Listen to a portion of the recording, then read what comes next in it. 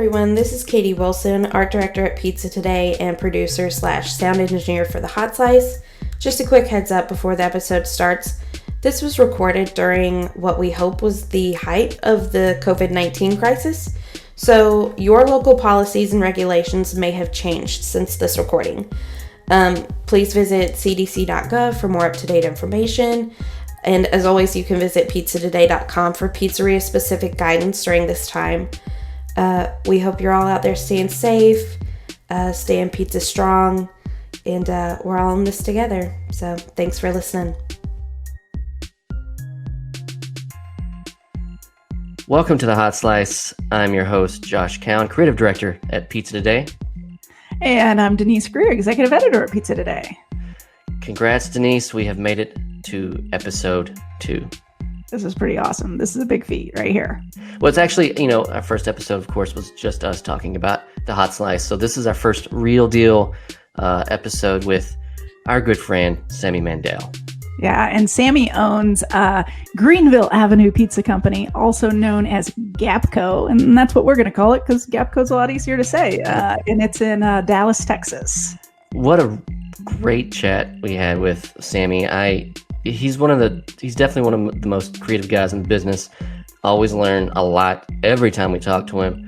So it was really good to just sit down with him for an hour and uninterrupted and pick his brain. Yeah, because he's so excited about every new adventure. I mean, he even talks about this COVID-19, about the new opportunities that this can actually bring. So you'll definitely want to take notes during this. So for the audience out there who's not familiar with Sammy, Denise, just give us a little quick bio on him. Well, I'll tell you one thing. The first time I met Sammy, he actually told me, and this was like 5 or 6 years ago, he's like, I'm going to be in your Hot 100. And sure enough, a couple years later, he made the list and he just continues to rise up that list. So he's a pretty amazing guy. His pizzeria, he has 2 locations in the Dallas area right now. He's grown from, he started out when he was 23, I think.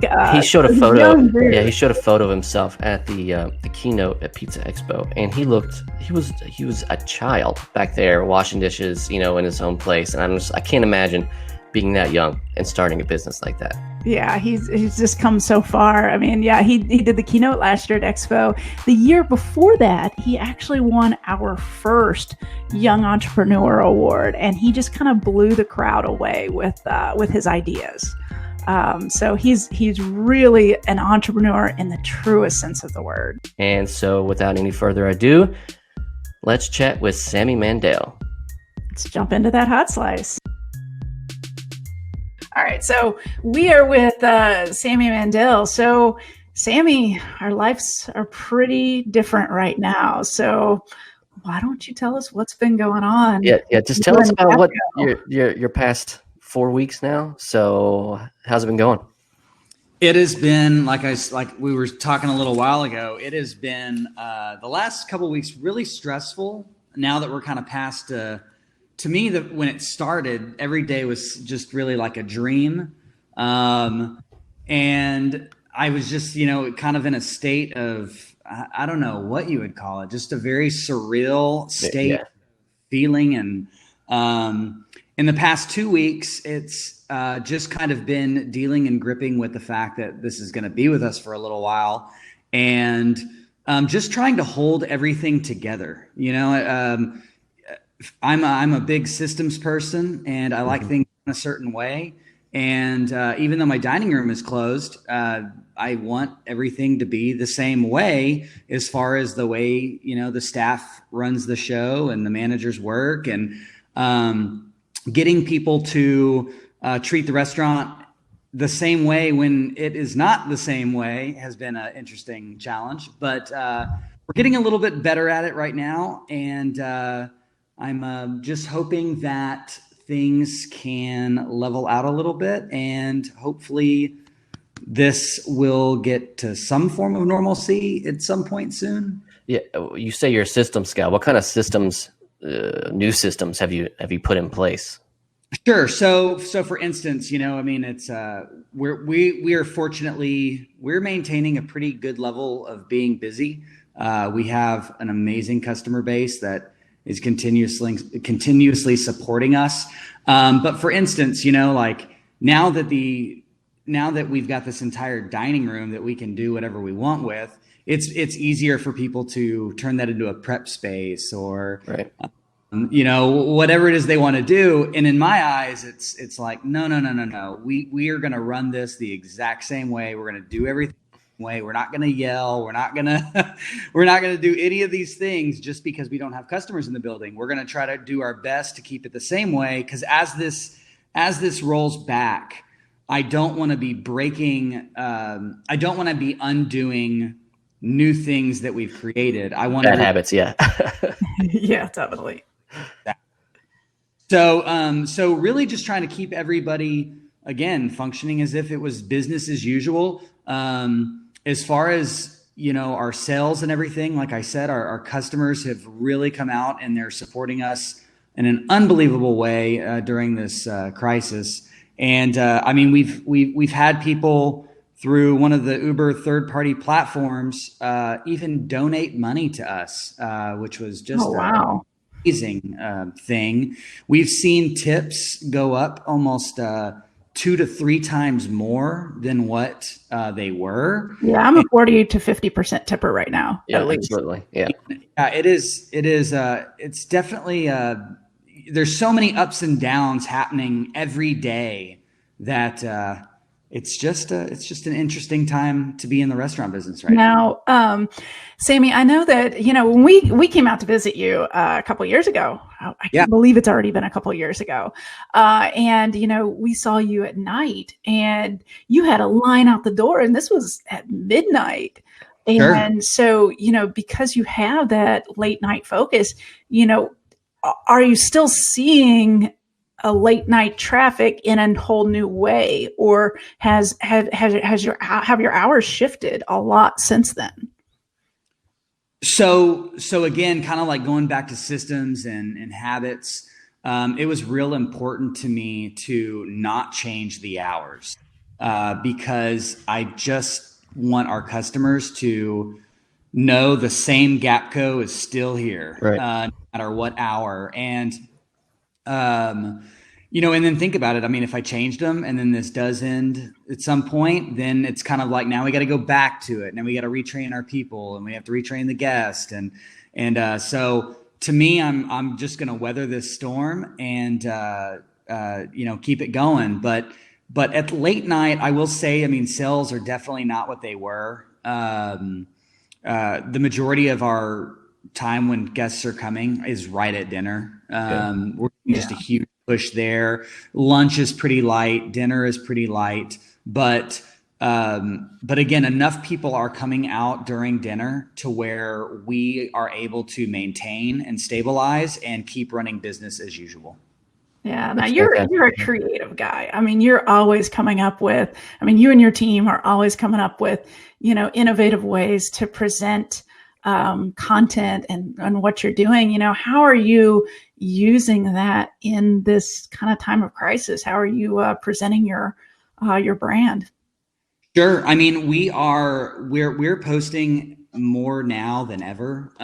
We know that everybody's at home on their computers, so now is the time to be doing it more than ever. We're running a number of little campaigns that we're doing, which creating those campaigns is giving us the ability to produce more content. Really just trying to come up with ways we can help the community, and then shining a spotlight on that. That's giving us more material than what we normally would have. And I think right now that is attributing to obviously our sales being what they are right now during the middle of this. And again, it means a lot to us for our customers to see the content, respond to the content, and then come out in the numbers they're coming out in. Yeah, because some restaurants are not open at this time, but you being out there and on social all the time, you're in the forefront of their mind at all times. So when they're thinking about pizza, they're going to be thinking about you guys. That's what it's about, staying top of mind. And how do we do that every single day? every single time somebody thinks about pizza. Yeah, that's really good.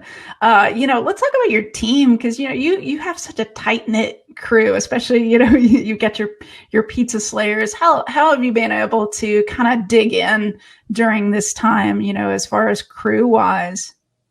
Sure. I mean, so as far as staffing has gone, we've had some meetings with the team, obviously, to address the issues that are going on. But a lot of what we've been really trying to focus on is, hey, everybody, let's be appreciative that there hasn't been anyone laid off, that we all have a place to come to work to. We are in the hospitality business. It is our job to take care of our community. That is what we are here to do. And really just trying to get them to understand, especially in a time of crisis, that people is how people seek food in a time of a crisis. And we're really trying to motivate our staff in ways of look at the good we're doing right now. And hey guys, look at the fact that you don't have to worry if you're going to have a job tomorrow or not. I'd say right now to work at GAPCo, it's a good time because you do have job security, and we're doing what we're here to do every day, and that's take care of our guests and feed them. And so it's big and it's powerful, and we're hoping that through this, our staff creates a unique bond through this process. And we hope that this process allows us the ability to elevate some of our service levels and some of our camaraderie. That's really how we're really trying to look at this really bad situation and try to figure out as many optimistic ways we can look at this. And I will say that on the team level, that's where it has to be optimistic, because we need them to come in and feel safe and feel secure and feel like they are doing good. But the beauty is they are. And again, our customers are reaching out and they're responding. Our customers are helping our staff stay motivated. Our customers are so a lot of times with this contactless delivery, our drivers will text a customer, hey, I'm on the way. Here's how the program works. And customers will write back like, thank you for working today. They're coming in and, like they're tipping more. They're doing. They're so grateful. I mean, really, they are. I mean, yeah. You're sitting at home in quarantine all day and, eating sandwiches, and then you see a pizza come. It's like, it's a bright shining star. I mean, so you're so grateful for that person to getting out in the world and delivering you that pizza. Exactly. How are you able to say thank you to them?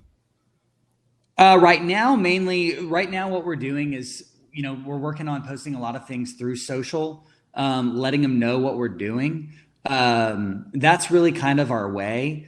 One of the things that we've recently done is allowed our guests to purchase packaged meals on our website for a donation. So a great friend of ours wanted to donate $1,000 worth of food to a local hospital. And we were like, yeah, not a problem. We'll give you a discount, and we'll throw some, brownies in there for just for, dessert. And when we thought of this, we were like, there's probably a lot of people that are wanting to give through food. And so what we did was we created a couple packages for around $200 to $250 for people to purchase a package as a donation. And then, basically they place that order, we deliver it, we take photos of the whole thing, and then shoot that back to them and show them the good that they did. That's outstanding. That's a really big impact. Really big impactful thing that has happened. And so again, it's more good that is coming from our customers. It's good that our employees are getting to see and experience that. And we really do hope that this experience brings a togetherness within our own culture that just wouldn't necessarily has happened this way without this disaster. I gotcha. Wow. Um, it's really hard. I know that, you've been through so many business planning opportunities to in learning and continuing your education as far as a business owner. Are you able to plan for when we come out of this? Or is it just day by day? You've got to just look at it. I am looking at a lot of it day by day. I think you have to at this point. I mean, we're still so new to this whole process. Yeah. Yeah. It's anytime, you start thinking of the future, especially if, I'm a big networker. So when you start talking to people, it's so divided. You have a lot of people that are super negative, like this is forever and it's only going to get worse. And then you talk to the positive ones and then they're like, hey, we're going to get through this. It's going to be great. But the problem is that it's a lot of information and to suck in, and it definitely affects your emotions as a business owner. Yeah. We have 60 employees that work for us. So my job as the owner is to make sure that these 60 people are happy and employed and getting paychecks. That's my focus. And so what I'm trying to do is remain optimistic, but remain optimistic essentially on a daily level. And that way, because if I think too futuristic, I think that there's just so much unknown that it ends up being a waste of time and resources when you really got to zone in and focus on the now, right, and say, what can we do to make sure today is good? And what can we do to make sure tomorrow is good? Because eventually something is going to change. And I would like to think that it's going to change for the better. Yeah. The better meaning better than what it is right now. Right. And in times like this right now, when in crisis moments, you got to make your world as small as possible. As in just like, hey, focus on what I can control at this very moment. There's like you said, there's so much information coming in from everywhere, from every news source, from everybody with an opinion on social media. So you just have to make your world as small as possible, control what you can control, and, let everything else play out. Yep. Agreed. You were our first Young Entrepreneur Award winner. How do you take that entrepreneurial spirit into this new reality?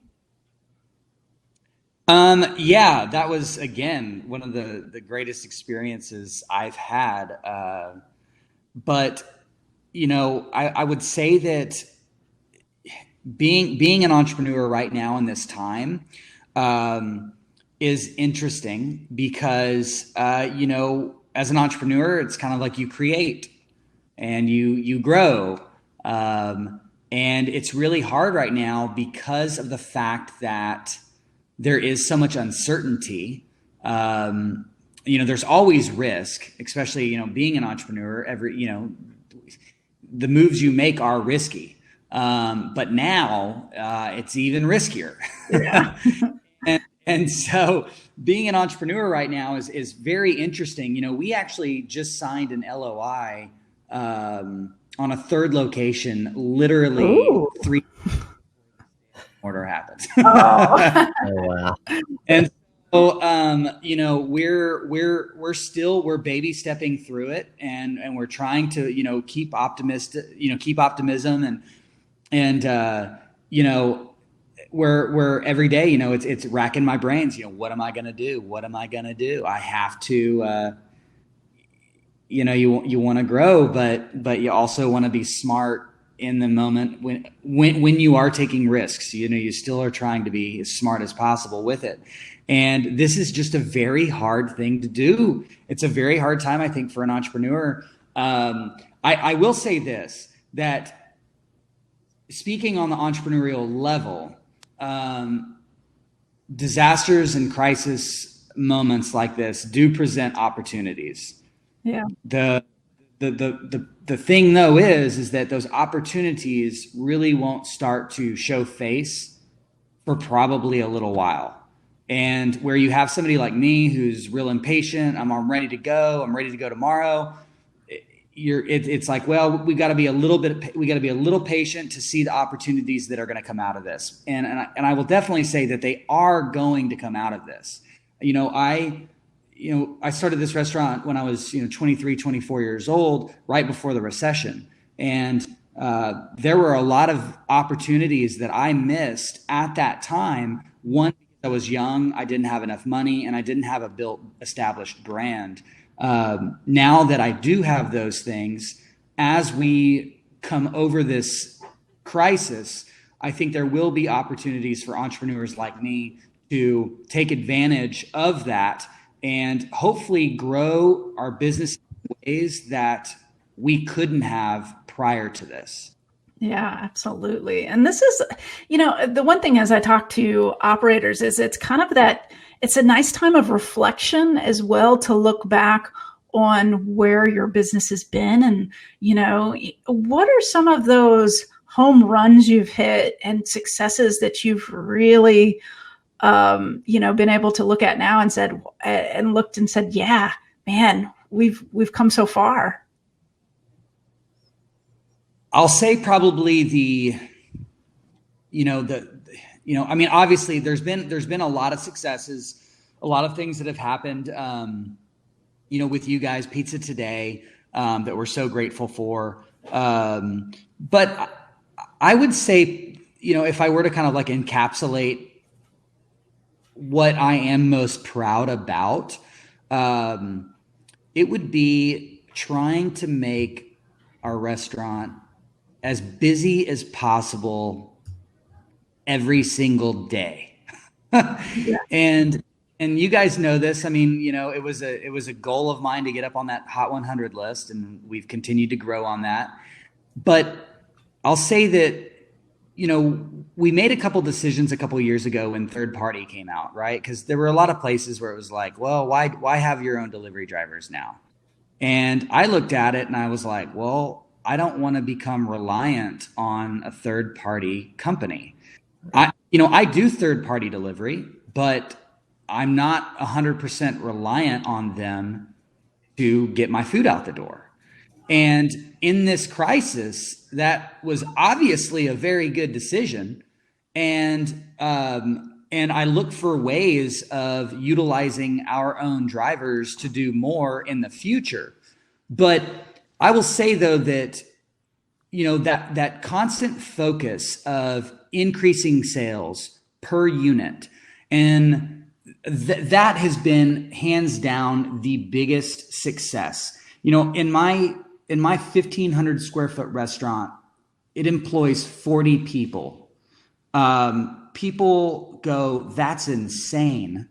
But when you look at the volume that we do, and you look at how many tickets we can knock out in 1 hour, it takes an army of people to make that happen.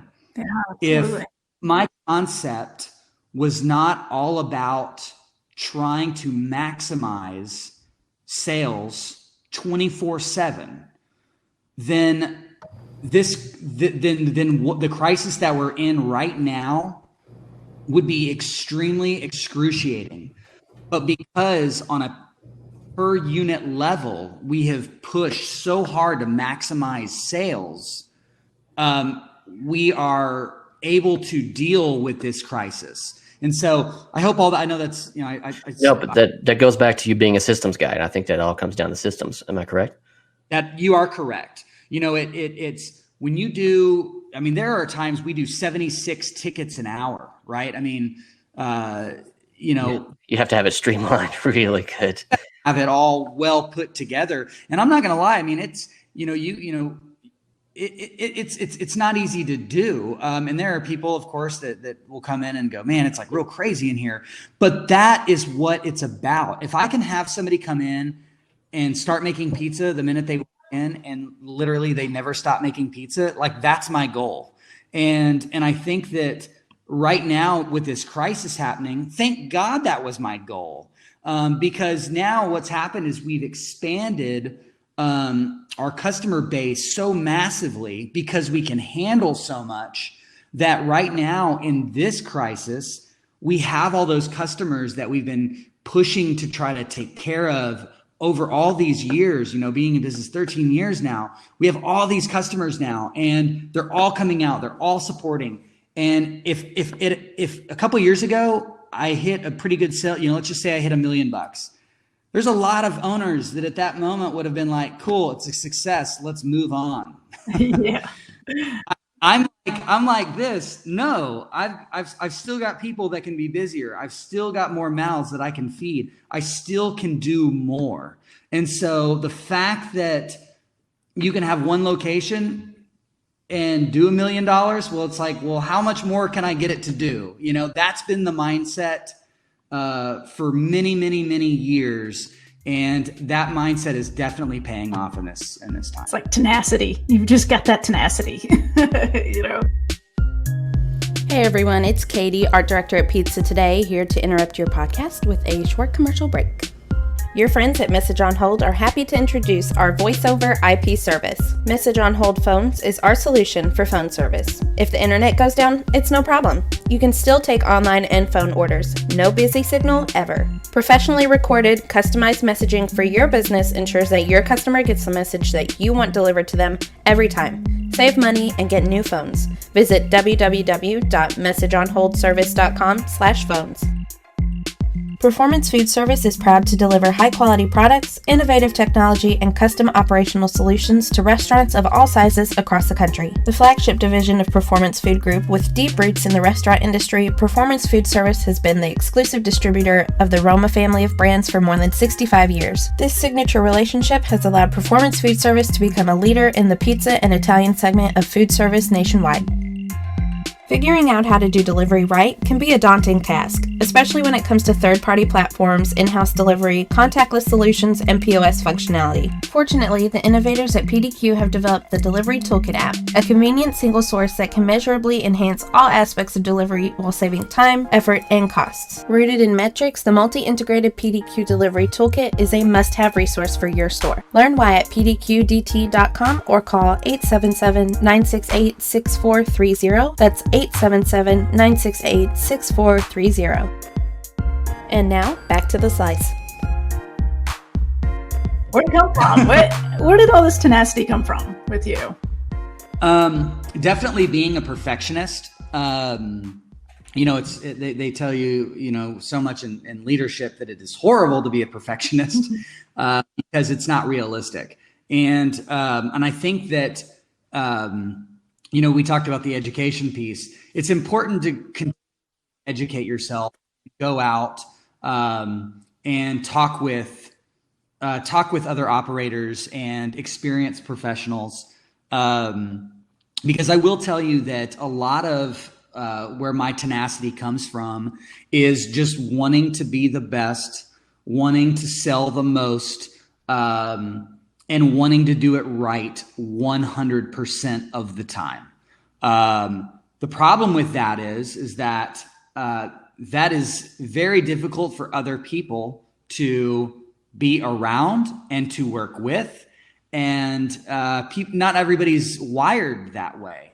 And what I have tried to do over the course of the last couple of years is, now that I know this about myself, that I have this insanely high level of perfection, how do I, again, go back to my systems and work in things that allow me to push it as perfect as possible, yet be able to trust in the people and the systems to find some sort of relaxation. I will tell you that I have not succeeded at it yet, but I try every single day.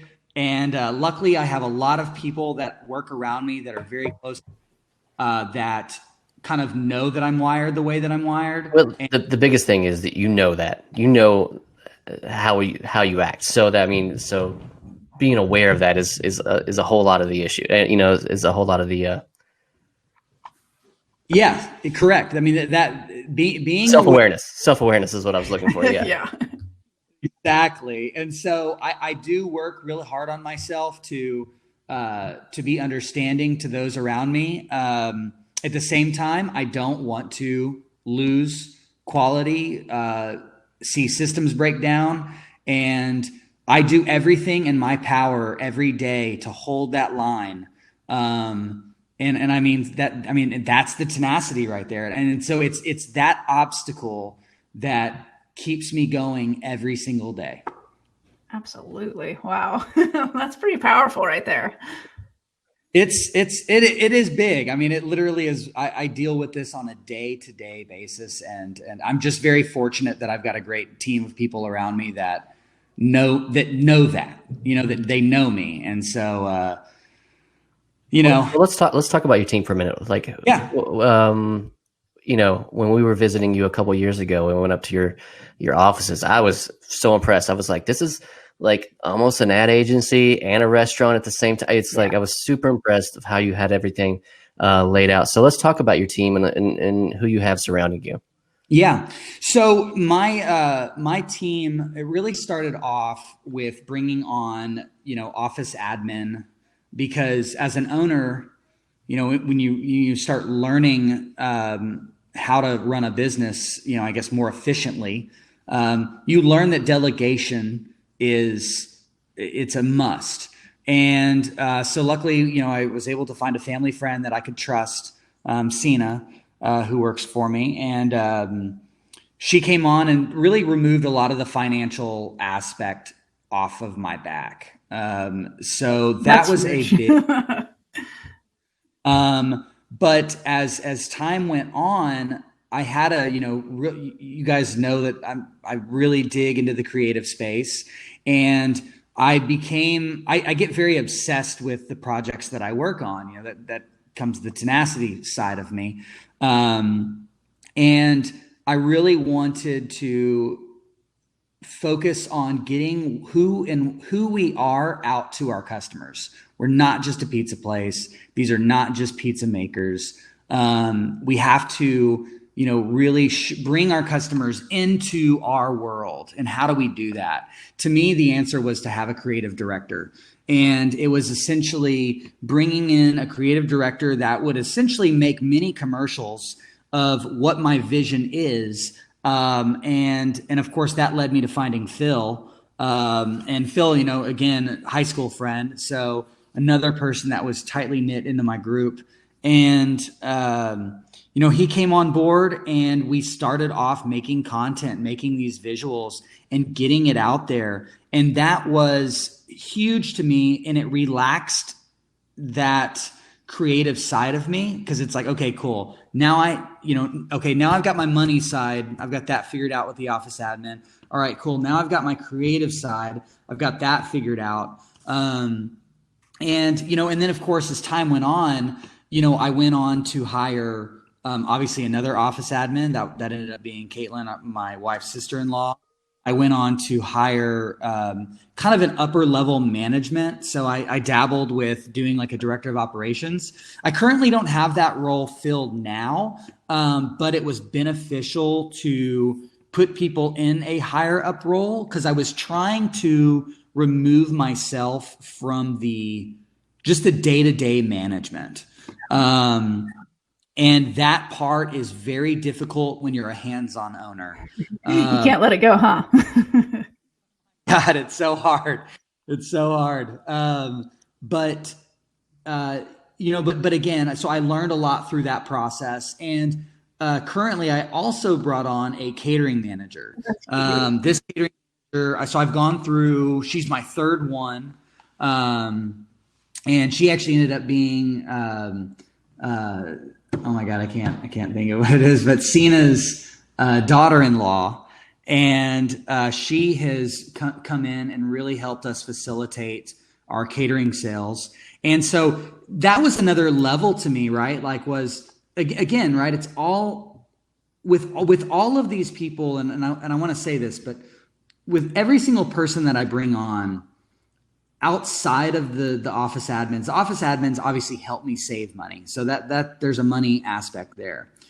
But in the creative space and in the catering space, those are about making money. Yeah. It is about using the creative space to obtain more customers through them having an understanding of what our vision is and an appreciation for who we are. And the catering aspect is obviously to go out and get large orders prior to open or at open to help motivate us financially through the rest of the day. And I firmly believe that they work, that they bring in more money. I mean, obviously the catering is a little bit easier to track, but it's all of these pieces that I needed to kind of build that team so that I could find a kind of just a safe place in my head to know, hey, I've done everything that I can do up to now. And I think as time goes on, I'll probably add more team members to these spaces. But keep in mind that as you're adding these team members, it's just an added expense, and that's what you can't be afraid of. So that's, I hope that. Yeah. And, because it was one of the very few operations that we've seen that has what I would call just a leadership team.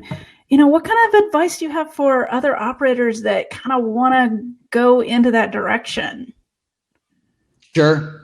I would say that it is a new challenge, where as an operator, you find yourself managing a ground floor operation. Well, as soon as you start adding a leadership team outside of the store, well, now you've just given yourself another group of people to have to manage and look over. There have been times where I've been like, oh, I don't have to worry about managing them. They're fine. But everybody needs a direction and everybody needs leadership. And when you do this, just know that it is another piece that you do have to manage and give time to. I think that's probably the biggest thing I would say. That's pretty awesome. Now you are big on trademarks. I have to hit on this in this podcast because it's something that I think that if you're going to put all the energy and effort into creating something with your brand, then own it. And so tell us a little bit about some of the trademarks that you have within your company, because it's not just one that you hold. No. So obviously, we obviously on Greenville Avenue Pizza Company. We have the trademark on Pizza Slayer. We have a copyright on our song. We have a utility patent on our holster. We have trademarked Slay Pizza, our slogan. And I want to say there's one more in there. But kind of going to my keynote, I talk about, trademarks are kind of like stocks. They're things that make your business more valuable as your business becomes more valuable. To not have them on absolutely as many things as possible, I think is crazy. There is more I want to do. It's just that, again, money and expense play a factor in everything. And it's always there. That expense is always there. Getting these things, isn't the cheapest thing, but it's worth it 100%.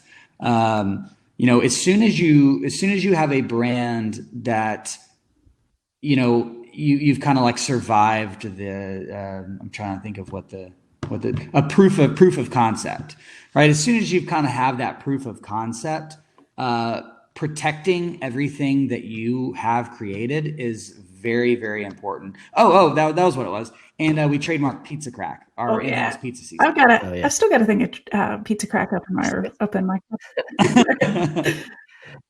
So I mean, that's again, it's invaluable. You have to do it, and it becomes more and more important the bigger and more successful you become. Yeah, we're gonna have to play your rap song on our podcast. that should be our outro. The Pizza Slayer. Let's talk about that for a second. That is probably my favorite part of your business. The whole aura around the Pizza Slayer. If you don't mind, just to kind of dig into there and how come about, and how does somebody become a pizza slayer? Sure. Why don't I say this? That I'll start with. So to become a pizza slayer, it typically takes a minimum of 3 months. And some people are like, oh, why does it take 3 months? That's a long time. And I agree. It is a long time. We've tried to figure out ways of shortening it.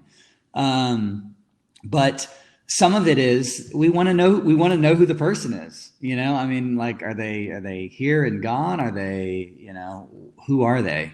So there's some proof in there, but essentially the goal is we try to make somebody a pizza slayer is to get them to make a perfect GAPCo pizza in a minute and a half.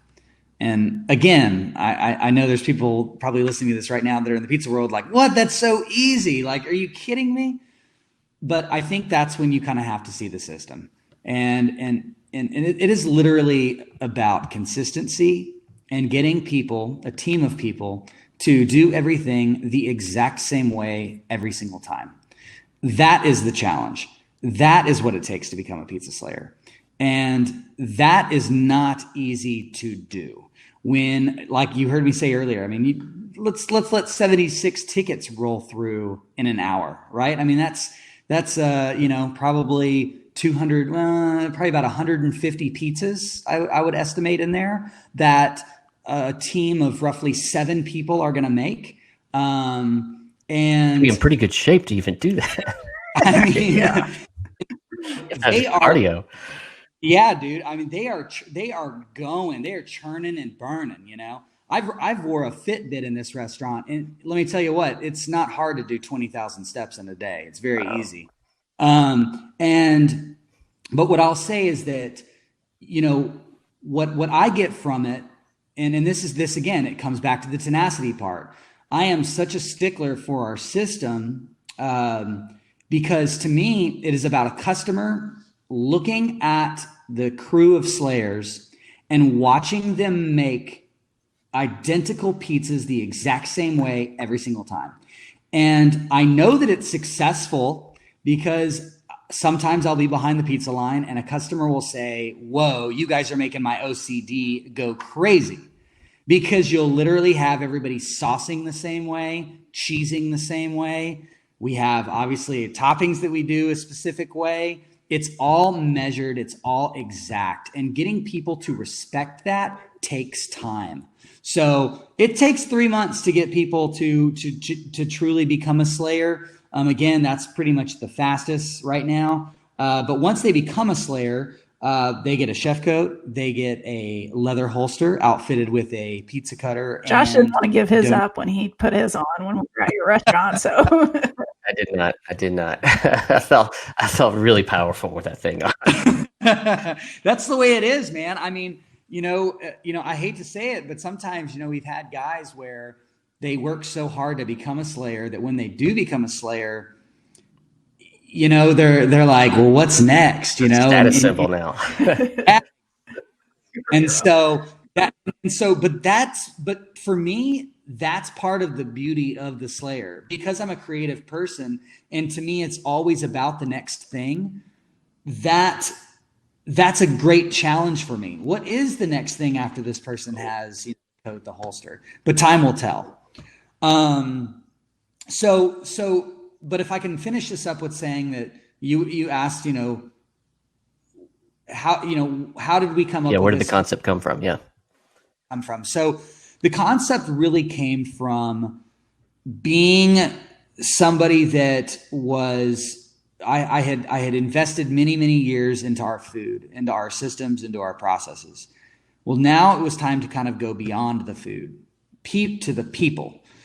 People define the food, because if you have somebody that's back there making pizza that doesn't care, that's going to go through the food and the food will not be as good. So if you have somebody that burns a pizza, what are they going to do? Are they going to throw it away, or are they going to serve it? I mean, in the end, it is a person that is making the decision of how good that food is going to be. And so I knew at a certain point, well, cool, it's great we got great recipes. It's great that we can make a pizza the same way. But if we don't have people that are passionate, then none of this matters. And so the creation of the Slayer was really to put a spotlight on the people that make the pizza. It was to make them larger than life. It was to glorify them. And through that glorification, the hope is that they take that status, Take the pride in it. Yeah, for sure. and they put it into the food. And that is why the Slayer was created. It's really created to glorify them. And I still struggle. It's a daily struggle. It's hard to find passionate people, but this is one more tool in our toolkit that gets us closer than I know a lot of other places. Yeah, it's brilliant. And that's what it's about. So I say that I'm happy that we've done it. It's still a work in progress. It will always be a work in progress, but it will evolve just as everything else does. And there was one more thing I was going to say on that. I lost it. But the Pizza Slayer is and will. Oh yeah, that was what it is. It was also about bringing an experience and show to the restaurant. And I think that, not every concept needs to have what I have here at GAPCo. My concept is built about people walking into a specific environment with an open kitchen and getting an experience from that. If I'm talking to a pizza operator that is running a delivery to go only concept, well, where's the room for the experience? If the goal isn't to have the customer sit down for a period of time and absorb the experience, well, then this is a lot of time and energy to pump into trying to have all this creation. For me, it is about bringing people into our world, showing them what we can do, and giving them an experience. And the Pizza Slayer is that experience. So as we continue to grow, it is the evolution of that Pizza Slayer and how we will continue to put that Pizza Slayer as like the pinnacle of what we do and the showpiece. And that is what we want customers to come and see. And that's the great thing about it is not only is it a recruitment tool, but it's also an ambassadorship. It's an ambassador program where, people are looking at that saying, oh my gosh, that is the coolest thing to see a Pizza Slayer, a real life superhero just hanging out in the shop, doing the work. That's exactly right. I mean, when I go out to, whether it's, just an event that's off site, that's when you get people that are coming around like, dude, what are you wearing? Like, what is this? Well, I'm a Pizza Slayer, what?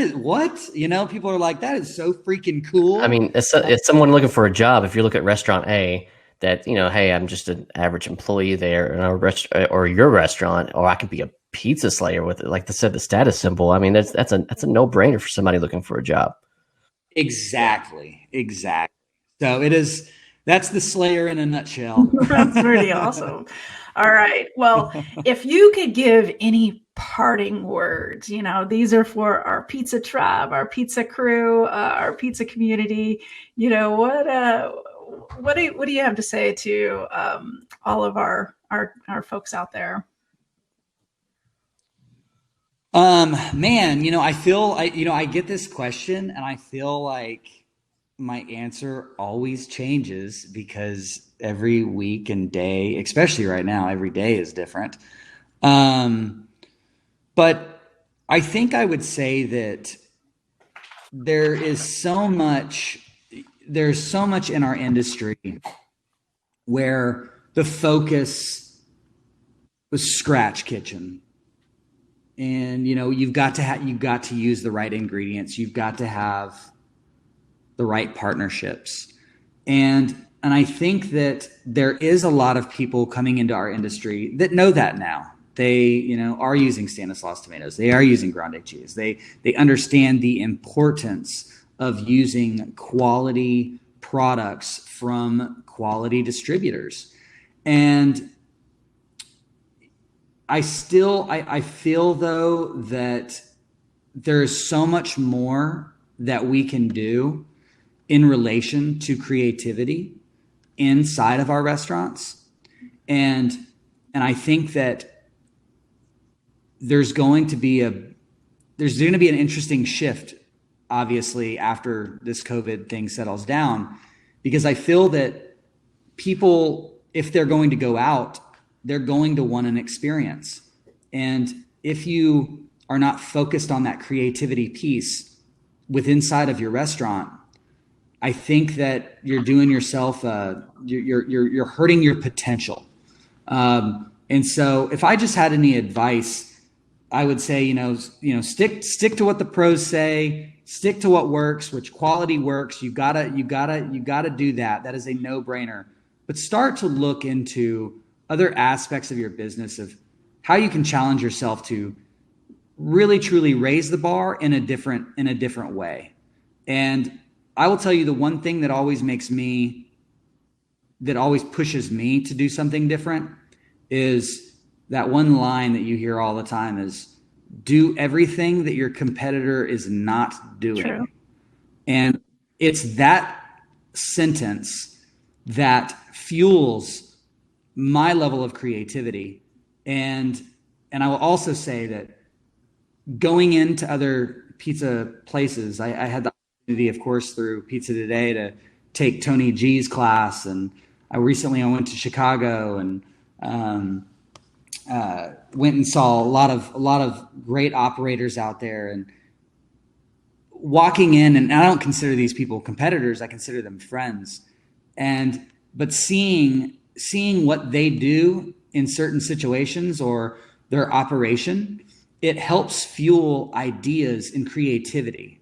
And I think it's all of that has made GAPCo what it is. And I just challenge anyone that is just real hungry to make something different happen, and go out and talk to other operators, see what they're doing.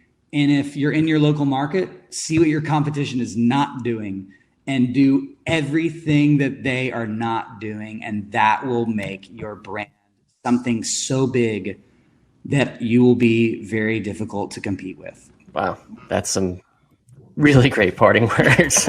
Well, Sammy, thank you. Thank you for being our first guest on the Hot Slice. You made it easy for us, man. We appreciate it. Well, I talk a lot, so it's We like that. Yes. All right. Thanks so much, Sammy. All right. Take care. all right, guys. Stay safe. Thanks for joining us this week on the Hot Slice. Special thanks to Sammy Mandell for talking with us. Next week, we sit down with Max Bellier of Pizza Lupo here in Louisville, Kentucky. Make sure to visit pizzatoday.com and subscribe wherever you get your podcasts so you'll never miss an episode.